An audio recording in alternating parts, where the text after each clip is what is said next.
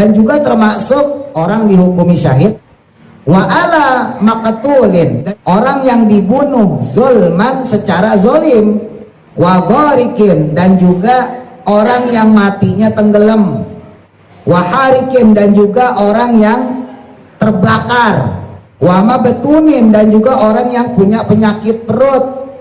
Ya, maksudnya man, yaitu orang qatalahu, yang membuat dia terbunuh, maksudnya membuat dia mati. Batnuhu, sakit perutnya.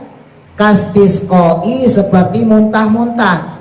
Awis halin, atau diare. Fahum, maka adapun mereka itu asyuhada'u, yaitu orang-orang yang syahid fil akhirati, di akhirat. Fakot saja. Jadi kesimpulannya, ada syahid dunia akhirat, ada syahid dunia doang, ada syahid akhirat doang. Jadi orang yang matinya syahid dunia akhirat, dia tidak dimandikan. Walau junuban, walaupun dia dalam keadaan junub. Kalau kita dulu belajar kaidah fikih ya, idza jitama'a amrani min jinsin wahidin walam yakhtalifu maqsuduhuma dakhala ahaduhuma fil akhir ghaliban. Apabila ada dua perkara yang maksudnya sama, maka perkara yang terakhir itu sudah mencakup perkara yang pertama. Bapak ibu berangkat masuk ke musola, ke masjid, niatnya pengen tahiyatul masjid, waktu tinggal 1 menit. Waduh, nggak keburu nih tahiyatul masjid. Ya udah berdiri aja, tungguin qomat, lalu sholli fardhu maghribi dan seterusnya ya. Allahu Akbar. Nah, maka kita udah dapat pula pahala tahiyatul masjid, pahala qobliyah, dan pahala sholat maghribnya.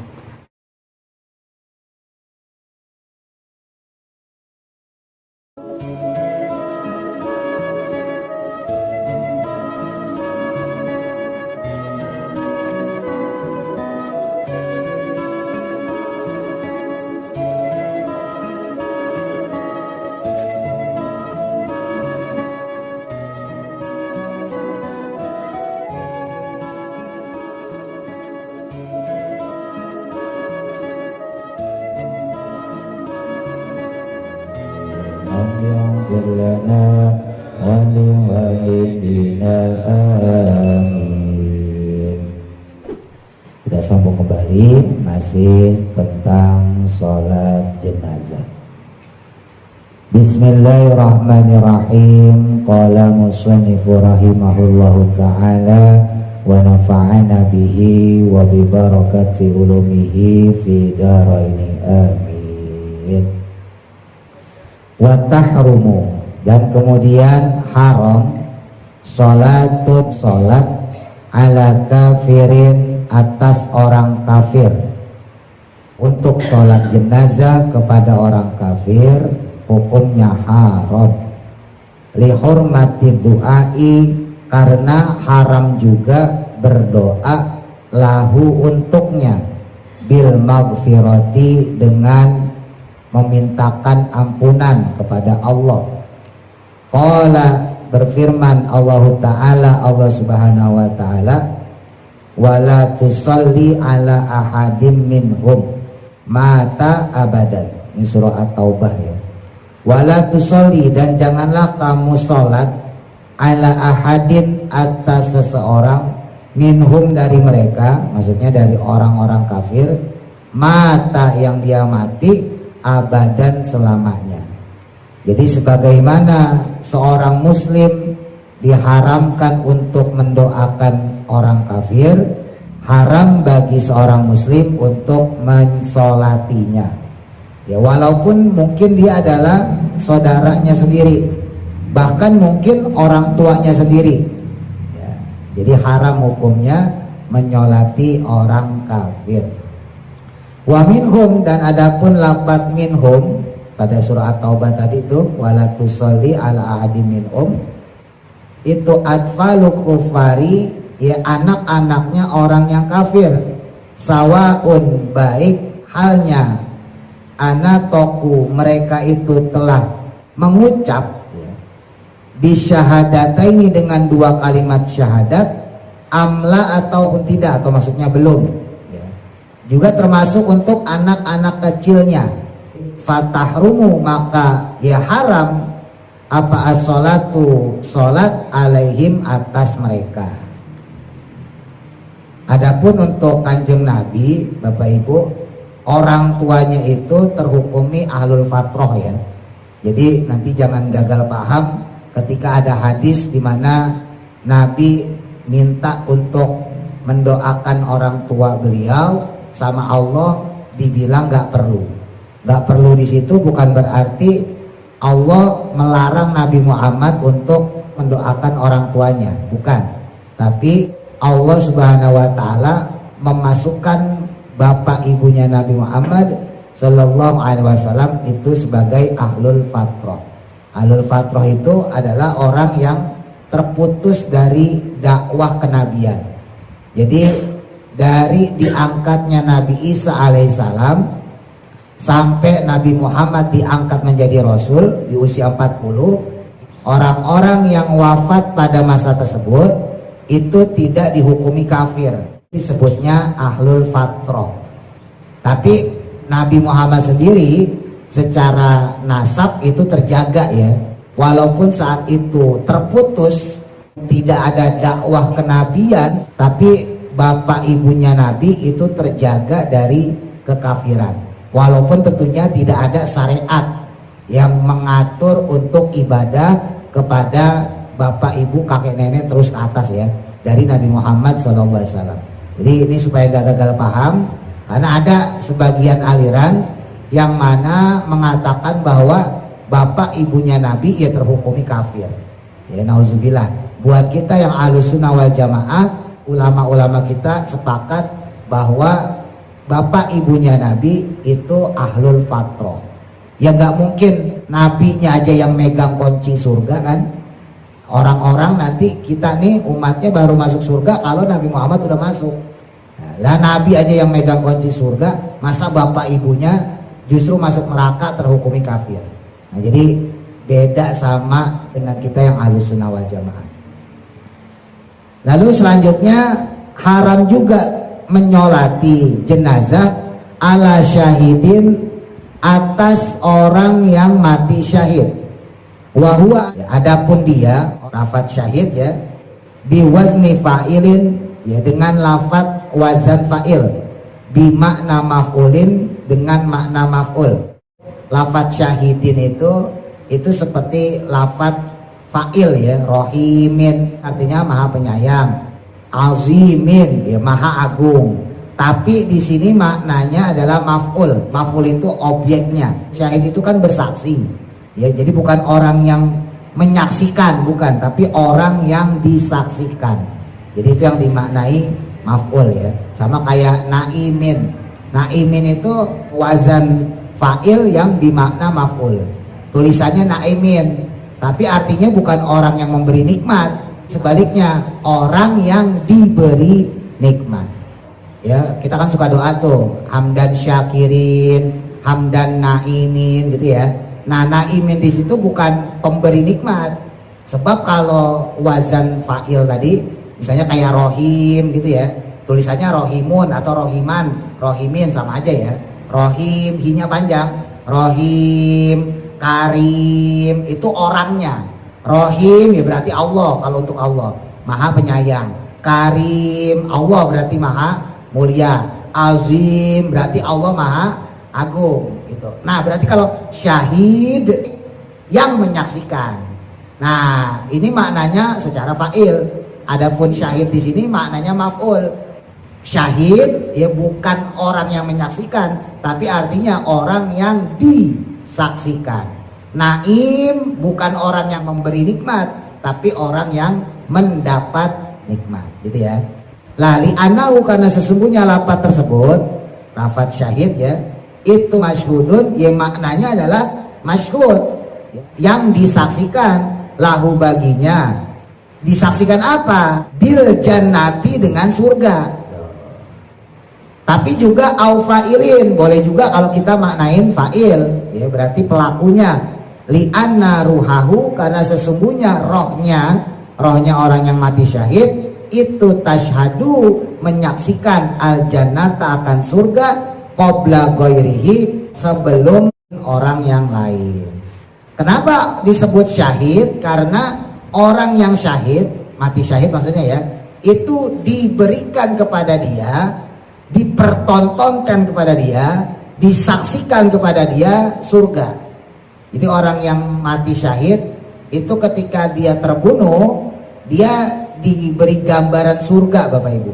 Nah, bisa juga dimaknain bahwa orang yang mati syahid itu dia menyaksikan surga, menyaksikan istananya, jatahnya ya di surga sebelum orang yang lain.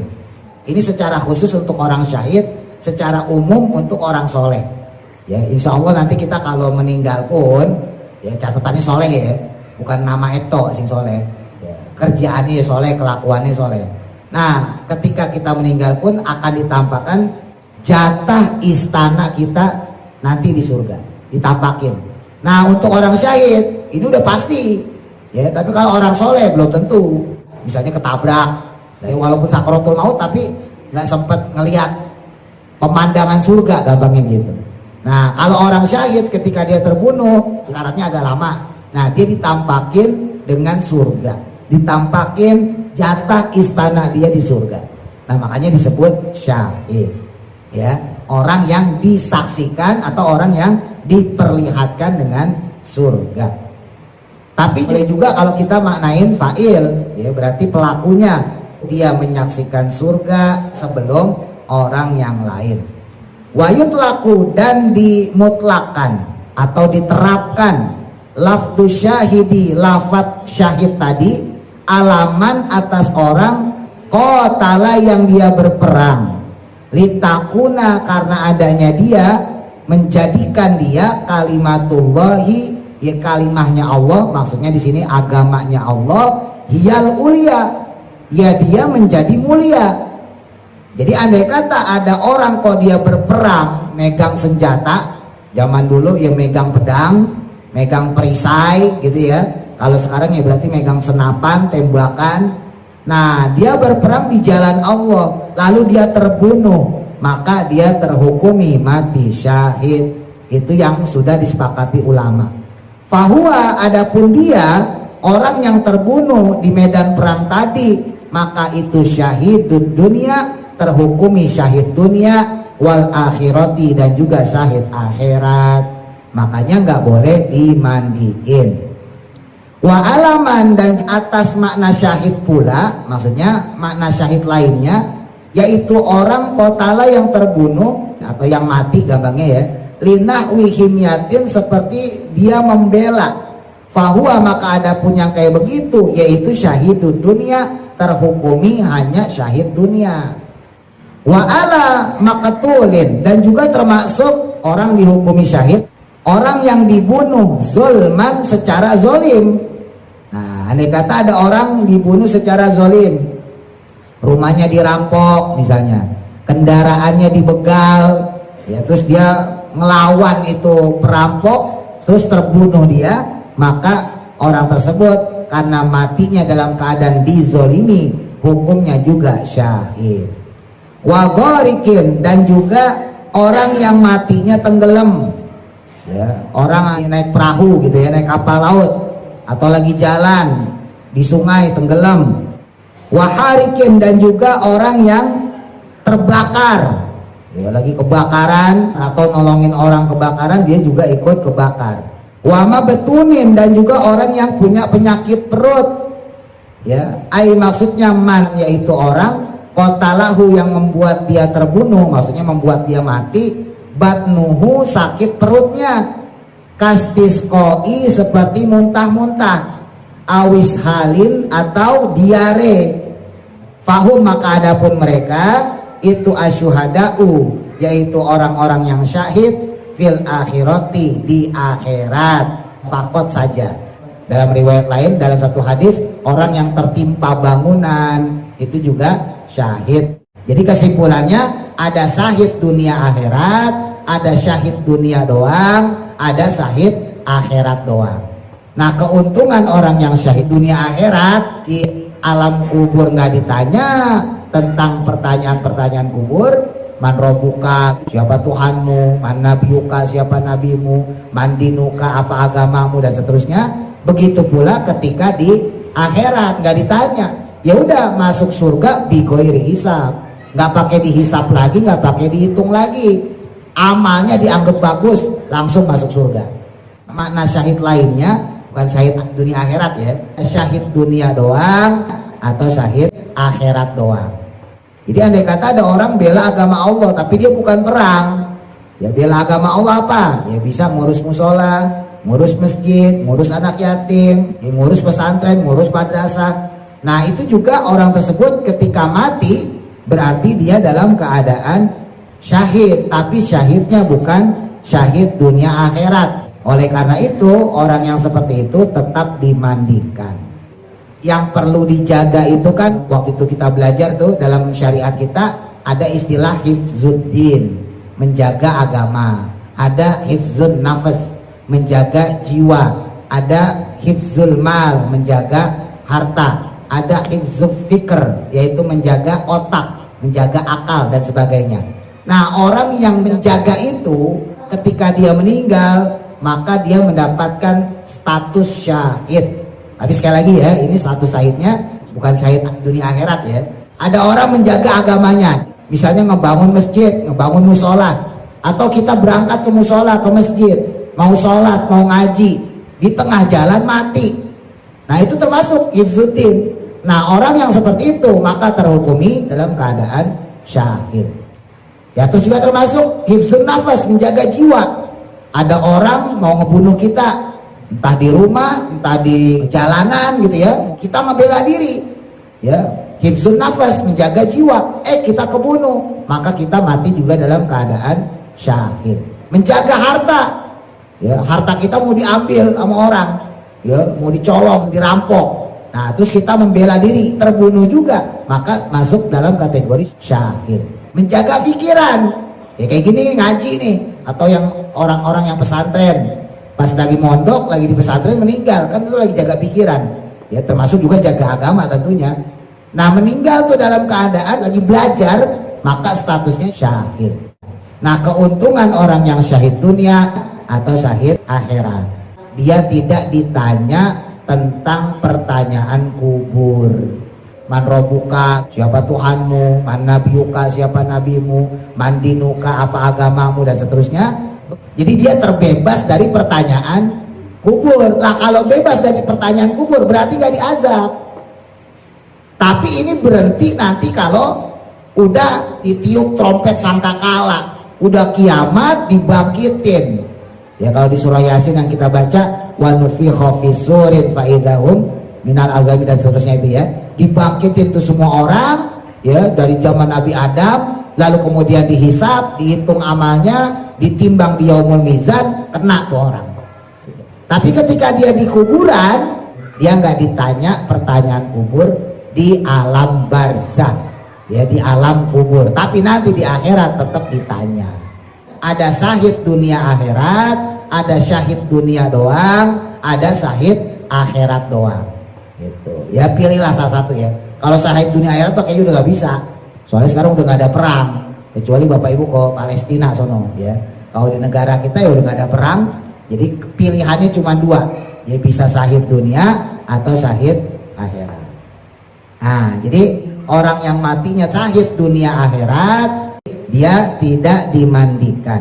Kaguslihi, sebagaimana memandikannya, ai asyahidu, maksudnya yaitu orang yang mati syahid, walau junuban, walaupun dia dalam keadaan junub. Ada orang dalam keadaan junub ya, mungkin habis hubungan badan sama istrinya, atau kalau perempuan, walaupun di zaman Nabi jarang perempuan ikut perang ya, tapi andai kata ada perempuan ketika habis selesai masa haidnya belum sempat mandi ikut perang, gampangnya gitu, pokoknya dalam keadaan junub, maka yang seperti itu nggak perlu dimandikan. Li'annahu sallallahu alaihi wasallam, karena sesungguhnya Nabi Muhammad sallallahu alaihi wasallam itu lam yugsil, tidaklah beliau memandikan qatla Uhudin, akan orang yang wafat atau menjadi syahid di perang Uhud. Apalagi kalau kita dulu belajar kaidah fikih ya, idza jtama'a amrani min jinsin wahidin walam yakhtalifu maksuduhuma dakhala ahaduhuma fil akhir ghaliban. Kalau Bapak Ibu masih ingat, dulu kita belajar apabila ada dua perkara yang maksudnya sama, ya tujuannya sama, maka perkara yang terakhir itu sudah mencakup perkara yang pertama. Ya, jadi hukumnya sama, nggak perlu dilakuin dua-duanya. Nah ini ada orang, dia satu dalam keadaan junub, dia perang mati, matinya mati syahid, ya maka status yang dimenangkan adalah mati syahidnya, maka orang ini nggak perlu dimandikan. Harusnya kan orang dalam keadaan junub harus dimandiin, ya ketika orang ini dalam status syahid, maka yang dimenangkan adalah status syahidnya. Bapak Ibu berangkat masuk ke musola, ke masjid, niatnya pengen tahiyatul masjid. Bapak Ibu niatnya pengen sholat qobliyah misalnya gitu. Pas nyampe musola, nyampe masjid, waktu tinggal 1 menit. Waduh, nggak keburu nih tahiyatul masjid, nggak keburu nih qobliyah. Ya udah berdiri aja, tungguin qomat, lalu kemudian imam udah maju, makmum udah rapetin barisan, Bapak Ibu tinggal takbir aja, ikutin. Ya sholat maghrib misalnya, sholat fardhu maghribi dan seterusnya ya, Allahu Akbar. Nah maka kita udah dapat pula pahala tahiyatul masjid, pahala qobliyah, dan pahala sholat maghribnya, walaupun kita tidak melakukan sholat tahiyatul masjid atau sholat qobliyah. Tapi dengan syarat tadi ya, udah punya azam, udah punya kepengenan untuk melakukan itu. Tapi karena waktunya nggak cukup, waktu tinggal 1 menit misalnya, atau waktu tinggal 30 detik. Ya sementara waktu itu saya bilang, Bapak Ibu tuh kalau kita sholat secepat-cepatnya sholat ya, untuk 2 rakaat itu kurang lebih butuh waktu 2 menit 30 detik. Itu udah saya hitung, secepat-cepatnya sholat 2 menit 30 detik, karena saya udah pernah nyoba. Jadi kalau saya ngeliat masih ada 3 menit kita bisa sholat, tapi kalau 2 menit 30 detik ke bawah nggak bakal bisa, kecuali bacanya salah-salah. Bismillahirrahmanirrahim, itu boleh lagi ceritanya. Nah, kalau bacanya benar, setidak-tidaknya paling minimal 2 menit 30 detik untuk 2 rakaat sholat sunnah. Ya, andai kata kita masuk udah tinggal 1 menit atau udah tinggal 1 menit setengah lah, wah nggak bakal keburu. Ya udah berdiri aja. Yang penting tadi kita sudah azam untuk sholat qobliyah atau sholat tahiyatul masjid. Lalu ketika kita sholat maghrib misalnya, gampangnya gitu ya, kita takbir bersama imam, ya dapat kita pahalanya tuh. Kita posisi masih berdiri ya, kita dapat pahala sholat maghrib, kita dapat pahala juga tahiyatul masjid, kita juga dapat pahala qobliyah.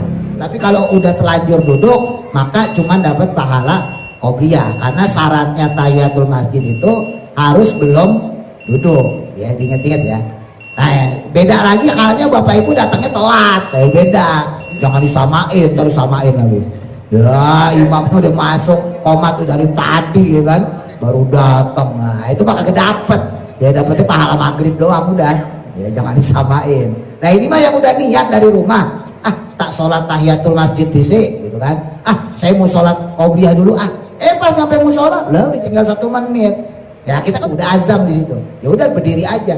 Jangan maksain tetap sholat, kasihan kancannya yang Leo. Ya, kasihan teman-teman yang lain, akhirnya ntar malah kelamaan gitu ya.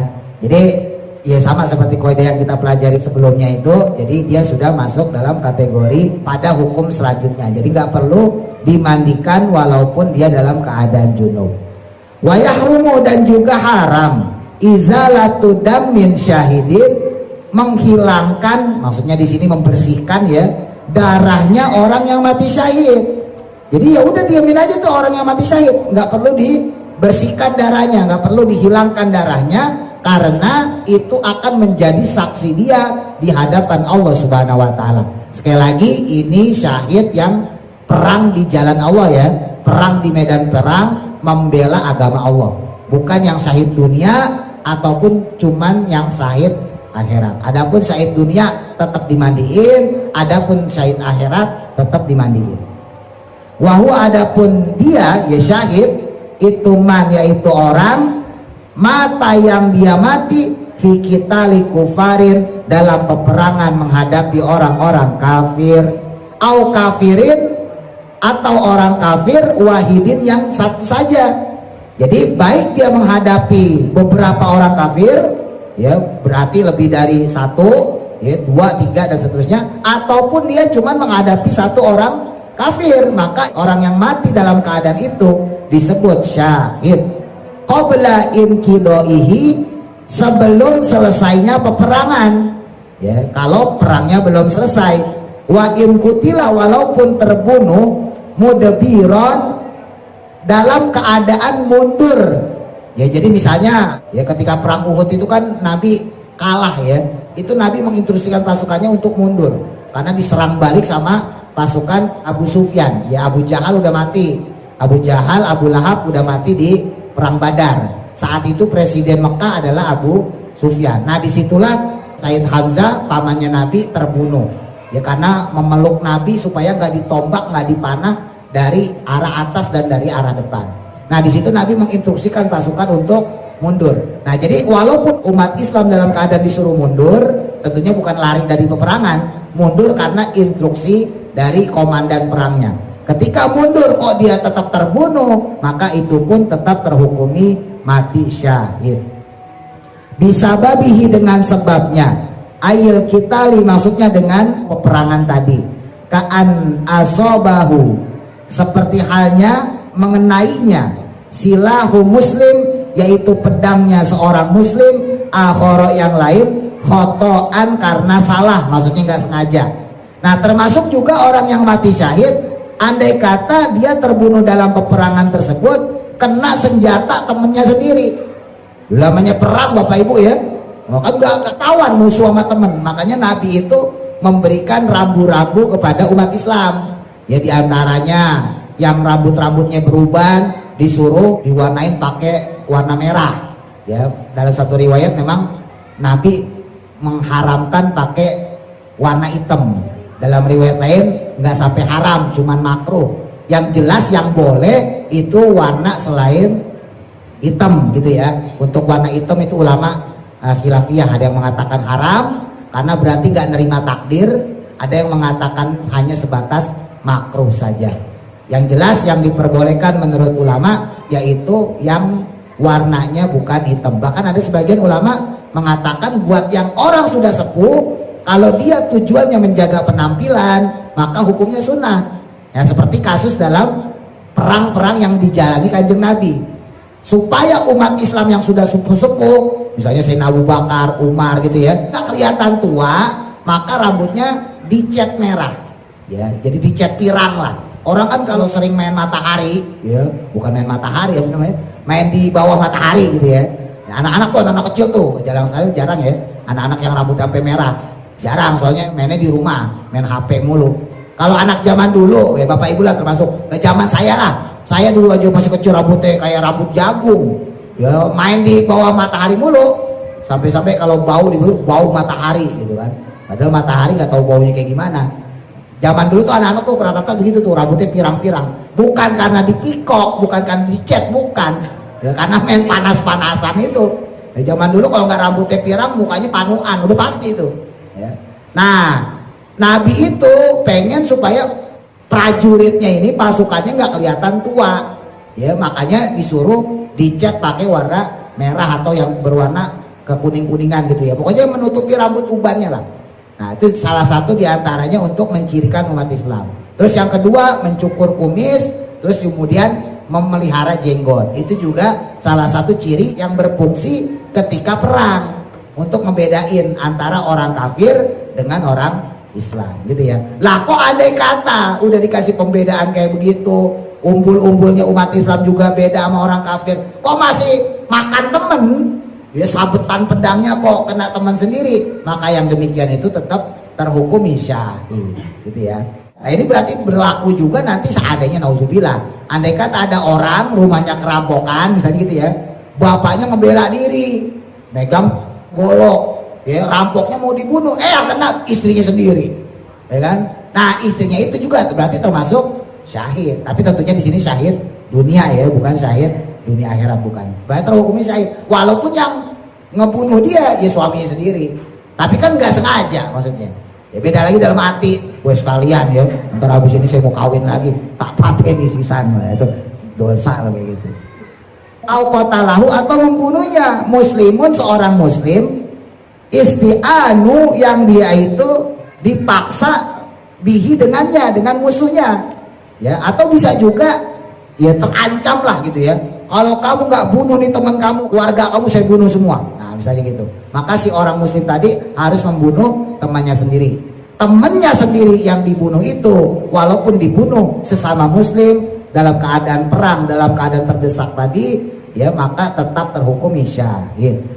Autaroda, atau terjatuh dia dibirin ke dalam suatu sumur, halakitalin, di dalam waktu peperangan. Tuh.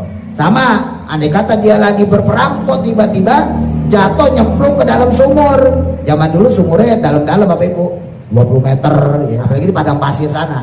Nah, maka orang yang seperti itu, walaupun dia bukan dalam keadaan lagi megang pedang ya sama orang-orang kafir, tapi karena dia dalam kondisi peperangan juga, matinya itu di dalam sumur tetap termasuk mati syahid. Di sini yang dimaksud adalah syahid dunia akhirat ya, yang tidak perlu dimandikan. Aujuhila, atau tidak diketahui ma akan sesuatu mata yang mati bihi dengannya, atau nggak tahu yang menyebabkan kematian dia. Lu lagi perang, tiba-tiba tahu mati. Nah yang kayak begitu juga termasuk orang yang mati syahid. Wa ilam yakun, dan walaupun tidak ada bihi dengannya asarudamin, ya bekas darah ya, jadi walaupun orang tersebut nggak ada bekas darah dalam keadaan peperangan, maka terhukumi tetap mati syahid selama dalam perang.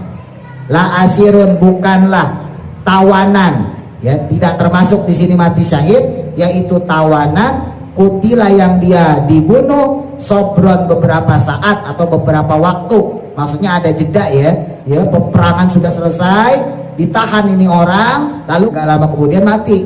Nah maka orang ini tidak termasuk mati syahid. Fa innahu, maka sesungguhnya yang demikian itu laisa bisyahidin, bukanlah termasuk orang yang mati syahid alal asohi, menurut kaul yang sahih, menurut kaul yang lebih benar ya. Li'anna qatalahu, karena sesungguhnya terbunuhnya dia itu laisa bimuqatalatin, tidak dalam keadaan peperangan.